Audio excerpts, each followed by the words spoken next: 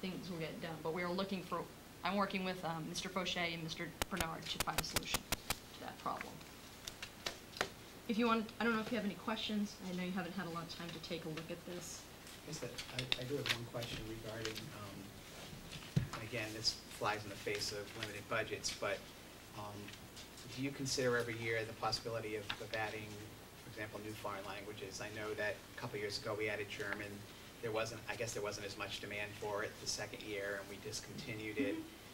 How do you look at the foreign language curriculum? That's one of our goals for next year in council, is to look at possible expansion electives. I think we're looking at Asian studies. We've discussed the possibility of an Arabic studies as an elective for investigation. Both are, I think, hot areas for jobs for students, both good tools when you're going out into the workplace in the future. At least that's what we're reading and we're hearing. So we have a 2-year plan on that. There was discussion this year, nothing formal. They've been working mostly on solidifying their curriculum guides. So we're looking next year to try to put the game plan together and hopefully run a pilot for FY11. So that's one of the things highlighted on here. And you'll see it's even listed under the professional development focus for FY11, which would be foreign language program development. Because clearly, we have wonderful staff. We're dealing with French and Spanish right now. We have outstanding people delivering instruction. But when we start to look to expand and offer more out-of-the-box languages or non-traditionally offered languages at high school, we're going to need some assistance in either developing the skill sets of the people we have or finding someone who can provide that service for us. So that's something that may take a little while for us to develop. One area we're also looking at outside the box for elective development in foreign language would be our enrichment programs that are running after school. Again, we're crossing up, but that's been one of our highlights, I think, of this year. Both at the elementary, the middle schools added a little bit in terms of the robotics program really gaining ground. And that would be an area, too, to look to start to introduce kids. If we can't afford to put it into the body of the day in time and resources, we can always start to introduce kids to it with that enrichment focus. So those are all of the things that are up for discussion. When I was reflecting on kind of what we did this year, the budget piece really hung over us in the beginning, but we still were able to accomplish a lot. And I think going forward, we're going to start to realize we're at a very interesting point where we've really solidified the foundations of what we do, and we're starting to look at different avenues to really expand opportunities for students beyond just that fundamental reading, writing, arithmetic education that we've been pretty good at providing for our kids up to this point.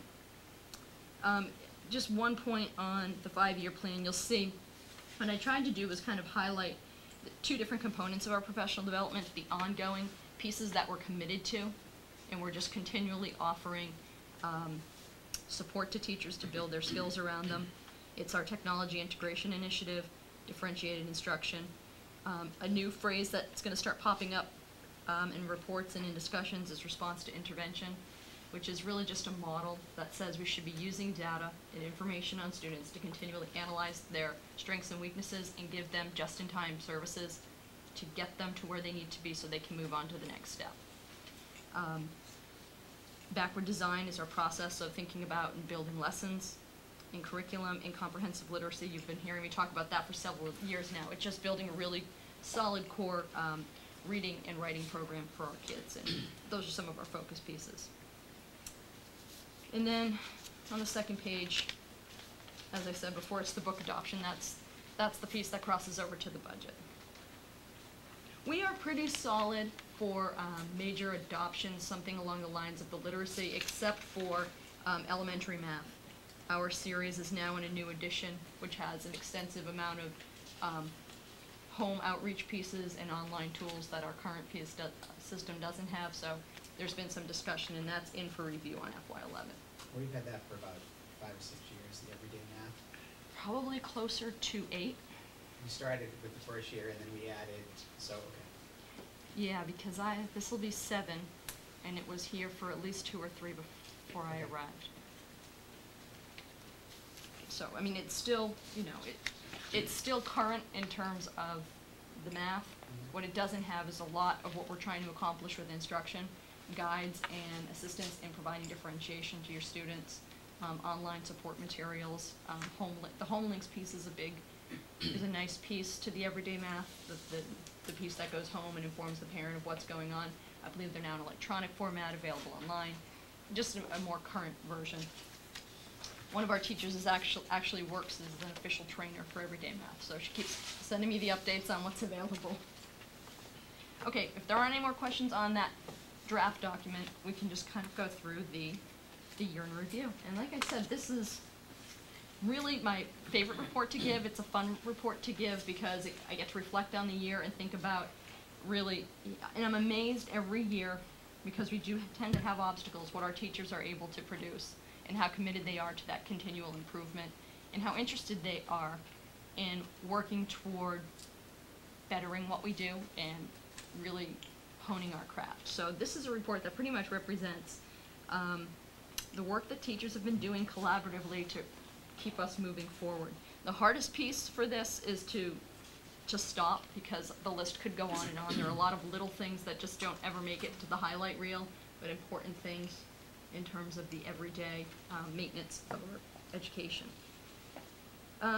The big pieces this year were the Elementary Science Task Force. That was in response, of course, to the MCAS, but also to our own self-knowledge that science was not something that we had spent a lot of time and energy on crafting a real coherent sequence for K-5. So we had a nice group. Actually, it was a K-8 group, so we would tackle the transition from 5 to 6 that met and just tore apart the standards and tried to make sure that everything was properly in place and laid out in a way that teachers could make sense of it instead of just having a list of things that they had to cover.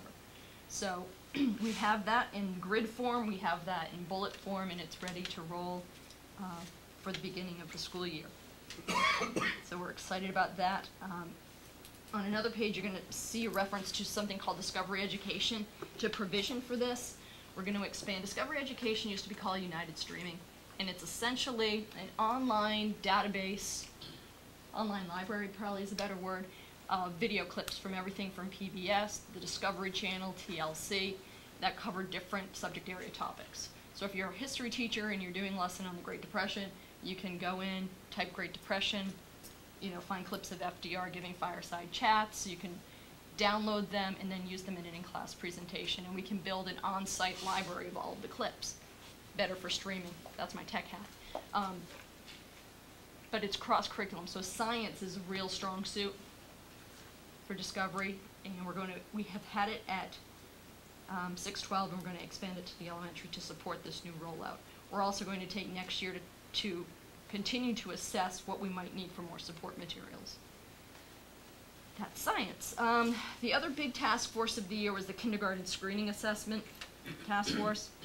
What their task was, and this was kind of an interesting group because it was kindergarten teachers and also SPED representation, because this is really I guess you would consider it a SPED mandate. We are required by law to screen all incoming kindergarten students for any developmental delays or disabilities, and then report them, send their names to SPED if they hit a certain cutoff score, or keep them in a traditional environment otherwise. So we had a district-wide team get together and just review what was out there and available, and it's the ESI from Pearson, the early screening inventory, was the choice of the team. It was that and the speed dial that they were most interested in. Those are the most popular right now. We surveyed neighboring towns, and I believe Linfield's using ESI as well. Wilmington may be using the speed dial. They're all norm reference tests. The ESI was the choice because it had the most current references, so the most up-to-date information for comparison. I believe 2008 was the group that we would be compared to. Chris Donahue also participated in this to make sure it was consistent with what she was looking for. So that was the goal, and they accomplished their goal and were set to roll for the fall with the ESI. RTI, you heard me mention it before, so I won't go into it too much. That's really been a big focus around instruction for us. This year we got the Title I grant back, which was a nice surprise. We had to be quick on our feet. We didn't find out about it until last summer. What we did was, because we were able to expand our reading staff last year, we focused the money on math tutors. So 2 of our 3 elementary schools and the middle school had math tutors part-time throughout the year that worked with students who are identified in need of assistance in different skills areas. And there's a whole criteria that we needed, set of criteria we needed to use to identify kids. And it's an ongoing process. Some months, some kids will need help in one particular area, so they have access to the tutor. Then they might come back up in their assessments on the standard, so they can stop seeing the tutor. Then we'll have another group come in. So it's, again, it's that attempting to identify individual student needs and skill sets that need to be addressed and pairing them with that tutor so that we can continually get them to grow. Trying to catch a problem before it becomes a bigger problem to service. And this is it works in conjunction with special ed in that you don't want to let a student go so long that the only recourse is that they've failed. So this is to help a student achieve within the classroom without having to ever be referred. So it's been going well for us so far. The curriculum focus this year is part and parcel of this, in that the common assessments we work to establish at the elementary level, we're now focusing on developing them at the middle and high school level. And again, it's to provide that data set for for teachers to have reference on their students. Are the students where we think they are and where we want them to be at any given point in the year? And if they're not, then how do we use that data to make sure we can address those problems? Okay. We started this year during the release days to update the high school curriculum guides. They're bound with like a plastic binder, and they have a 1 or 2 page sheet on each of the courses at the high school. So each of the department chairs started working with their department to update those to make sure that they were current. And I believe that's in preparation in part for NEASC coming up in the not too distant future, but it also serves our purpose of maintaining our currency in the curriculum. Health and wellness was a big area of focus this year. We got back 8th grade health, and we were able to provide 6 to 8 health classes for the students at the middle school. Our new health PE teacher, Melissa Marks, at the middle school, initiated that program, and she did so using life skills, which I introduced to you last year, which is really a skill building, set of skill building lessons designed to have kids learn how to make good decisions. Peer pressure, anti-drug messages is the basis of that program.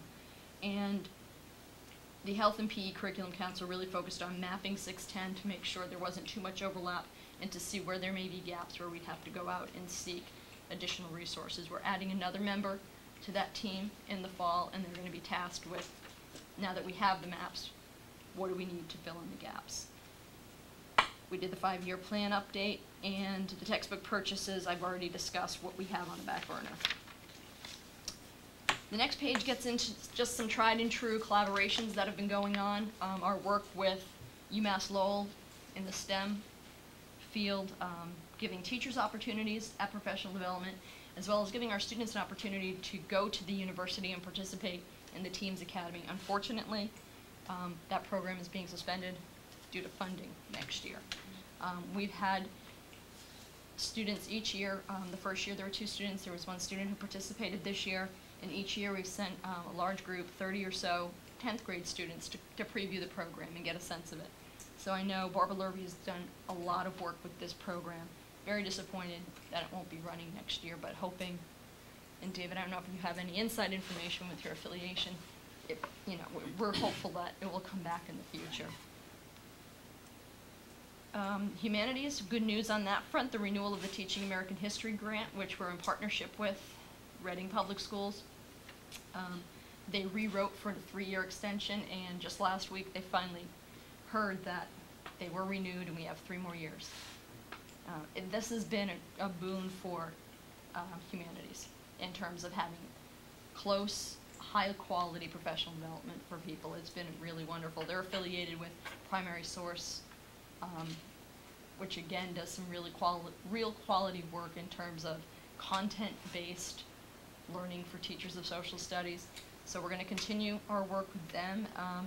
It's been a great benefit to us. And then one relationship that's really starting to grow over the past, I would say, 2 years is our professional development collaboration with SEAM. They're our SPED collaborative, but they've done a lot of work and been extremely helpful in helping us bring in some real high-end I guess would be the euphemism for some expensive training that otherwise we may not be able to front all on our own.